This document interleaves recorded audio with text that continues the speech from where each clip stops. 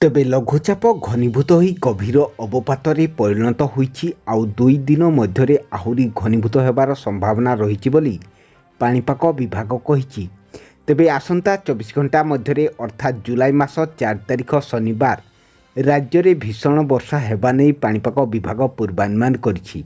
ତେବେ ଆଜି ରାଜ୍ୟର 5ଟି ଜିଲ୍ଲାରେ ଭୀଷଣରୁ ଅତି ଭୀଷଣ ବର୍ଷା ପାଇଁ ରେଡ୍ ୱାର୍ଣ୍ଣିଂ ଆଉ 8ଟି ଜିଲ୍ଲାରେ ପ୍ରବଳରୁ ଅତି ପ୍ରବଳ ବର୍ଷା ପାଇଁ ଅରେଞ୍ଜ ୱାର୍ଣ୍ଣିଂ ଆଉ 17ଟି ଜିଲ୍ଲାରେ ପ୍ରବଳ ବର୍ଷା ପାଇଁ ୟେଲୋ ୱାର୍ଣ୍ଣିଂ ଜାରି କରିଛି ଭୁବନେଶ୍ୱର ସ୍ଥିତ ଆଞ୍ଚଳିକ ପାଣିପାଗ ବିଜ୍ଞାନ କେନ୍ଦ୍ର। ତେବେ ପ୍ରବଳ ବର୍ଷା ହେବାକୁ ଥିବା 17ଟି ଜିଲ୍ଲାଗୁଡ଼ିକରେ 70ରୁ 110 ମିଲିମିଟର ପର୍ଯ୍ୟନ୍ତ ବର୍ଷା ହେବାକୁ ଥିବାରୁ ୟେଲୋ ୱାର୍ଣ୍ଣିଂ ଜାରି କଲା ପାଣିପାଗ ବିଭାଗ। ଆଉ ତା ସହିତ 8ଟି ଜିଲ୍ଲାରେ ପ୍ରବଳରୁ ଅତି ପ୍ରବଳ ବର୍ଷା ଅର୍ଥାତ୍ 120ରୁ 200 ମିଲିମିଟର ବର୍ଷା ହେବାକୁ ଥିବାରୁ ଅରେଞ୍ଜ ୱାର୍ଣ୍ଣିଂ ଜାରି କଲା ପାଣିପାଗ ବିଭାଗ। ଆଉ ଗୁରୁତ୍ୱପୂର୍ଣ୍ଣ ଖବରଟି ଏହାକି ଯେ ରାଜ୍ୟର 5ଟି ଜିଲ୍ଲାରେ ଭୀଷଣରୁ ଅତି ଭୀଷଣ ବର୍ଷା ଅର୍ଥାତ୍ 200 ମିଲିମିଟରରୁ ଅଧିକ ମାତ୍ରାରେ ବର୍ଷା ହେବାକୁ ଥିବାରୁ ରେଡ୍ ୱାର୍ଣ୍ଣିଂ ଜାରି କଲା ପାଣିପାଗ ବିଭାଗ।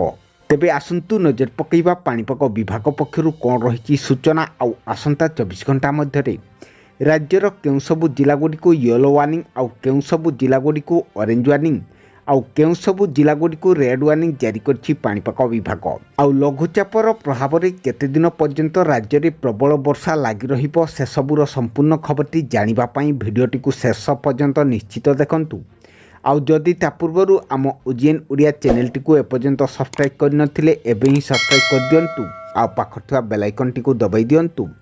ଆଗକୁ ମଧ୍ୟ ଏହିପରି ପାଣିପାଗ ସମ୍ବନ୍ଧୀୟ ସମସ୍ତ ପ୍ରକାର ଟେକ୍ନିକ୍ ଅପଡେଟ୍ ଖବରଗୁଡ଼ିକ ସର୍ବପ୍ରଥମେ ଜାଣିବା ପାଇଁ। ତେବେ ଉତ୍ତର ପଶ୍ଚିମ ବଙ୍ଗୋପସାଗର ଏବଂ ଏହାର ନିକଟବର୍ତ୍ତୀ ଉତ୍ତର ଓଡ଼ିଶା ପଶ୍ଚିମବଙ୍ଗ ଉପକୂଳ ଉପରେ ଥିବା ଲଘୁଚାପ କ୍ଷେତ୍ର ଏବେ ଉତ୍ତର ପଶ୍ଚିମ ବଙ୍ଗୋପସାଗର ଏବଂ ଏହାର ଆଖପାଖ ଅଞ୍ଚଳ ଉପରେ ରହିଛି।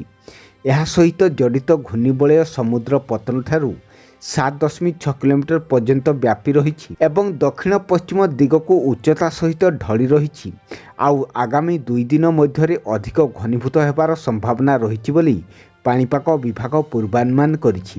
ତେବେ ଆସନ୍ତୁ ପ୍ରଥମେ ଜାଣିବା ଆଜି ପ୍ରବଳ ବର୍ଷା ପାଇଁ ୟେଲୋ ୱାର୍ଣ୍ଣିଂ ଜାରି କରାଯାଇଥିବା 17ଟି ଜିଲ୍ଲାଗୁଡ଼ିକ ହେଉଛି ମୟୂରଭଞ୍ଜ, ବାଲେଶ୍ୱର, ଭଦ୍ରକ, ଯାଜପୁର, କେନ୍ଦ୍ରାପଡ଼ା, ଜଗତସିଂହପୁର, ଖୋର୍ଦ୍ଧା, ପୁରୀ, ସୁନ୍ଦରଗଡ଼, ଦେବଗଡ଼, ଝାରସୁଗୁଡ଼ା, ବରଗଡ଼, ବଲାଙ୍ଗୀର, ନୂଆପଡ଼ା, ନବରଙ୍ଗପୁର, କୋରାପୁଟ, ମାଲକାନଗିରି ଆଉ ଅତି ପ୍ରବଳ ବର୍ଷା ପାଇଁ ଅରେଞ୍ଜ ୱାର୍ଣ୍ଣିଂ ଜାରି କରାଯାଇଥିବା 8ଟି ଜିଲ୍ଲାଗୁଡ଼ିକ ହେଉଛି କେନ୍ଦୁଝର, ଢେଙ୍କାନାଳ, କଟକ, ନୟାଗଡ଼, ଗଞ୍ଜାମ, ଗଜପତି, ରାୟଗଡ଼ା, କଳାହାଣ୍ଡି।